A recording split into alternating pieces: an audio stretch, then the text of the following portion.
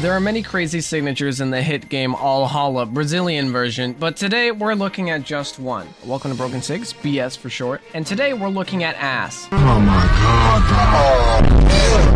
Hey yo, that's not family friendly. You're right, Artemis Side Sig isn't family friendly at all. I mean, it's like bullying kids, because it goes unpunished most of the time. The side sig in question here is obviously Artemis's Lance side signature. Her scythe one is strong as it actually recovers pretty fast, and has some very good hitboxes with good force, but the angle it sends you at makes it more difficult to kill with since it sends you diagonally. Now the Lance side sig, I don't even know how people make the argument that this sig isn't good, because I've had that happen before. I've had people try to tell me that Artemis sigs suck, which I completely disagree with. I actually think all of her signatures are pretty great, but this one in particularly is kind of, let's talk about it. First, let's look at the sig here.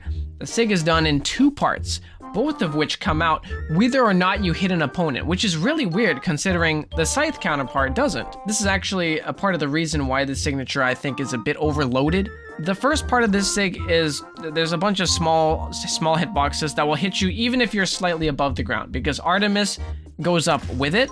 But it'll still hit you if you're grounded because the hitbox doesn't go high enough to go over your head. So now, if you jump slightly, you'll get hit by it. If you stay on the ground, you'll get hit by it. And if any of these smaller hitboxes touch you, then you're instantly dragged with it along with the other ones, and then hit by the final hitbox, which is much larger. The damage when hit by all the hitboxes is about 27, which is higher than even a Lance ground pound, and also the force is pretty nasty. But the worst part about this signature, actually, first of all, it's pretty damn fast, all right? It doesn't hit stacked, but the range of it and how fast it goes to that range can really catch you off guard, especially since the final larger hitbox, like I said, it appears even if you don't land the previous ones, which is dumb.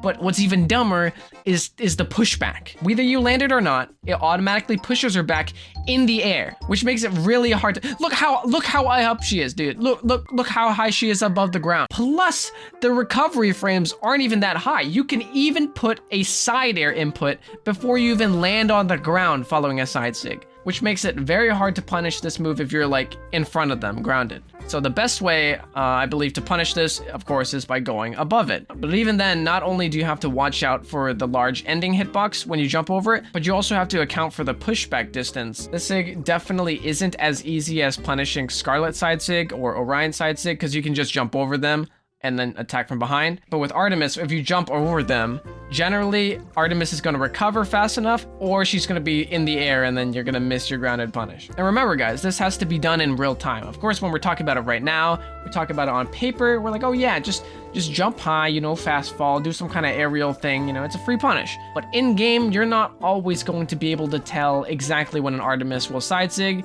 You're not always going to be on stage with all your jumps ready to avoid it.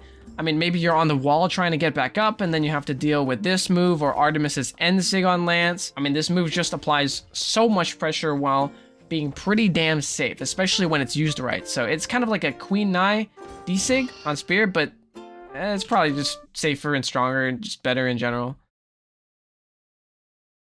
This move actually is just so nasty that I've seen players build entire playstyles around this one move, because it's so strong that you can kind of use it like a light attack that's slightly stronger. Like, you got a bigger hitbox and it does more damage. But of course the problem is that it's not always optimal to use it. I mean, if you get like a dodge read, obviously you should go for a string instead.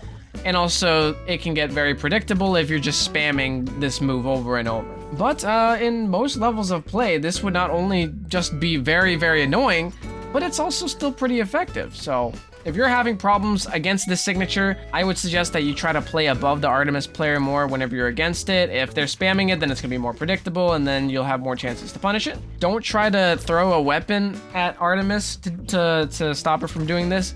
It either just goes through her because Artemis jumps forward when she does the signature, or you just get hit, or I don't know, it just doesn't work. I've tried it before. Also, since Lance doesn't have any wake up attacks that cover right above it, since, if Artemis does a side sig, she can just wake up D-light, wake up side light and stuff. Since you can't really cover above yourself with Lance like that, if you position above them, then you should be able to punish it much easier. I mean, just positioning above Lance in general is pretty good, so I give this signature a 5 out of 10 on the BS list, because it's pretty annoying, yeah. Well, it's really annoying, and safe in quite a bit of situations. And I mean, I think it's a very strong SIG in general, but to be honest, I don't really think it's that bullshit.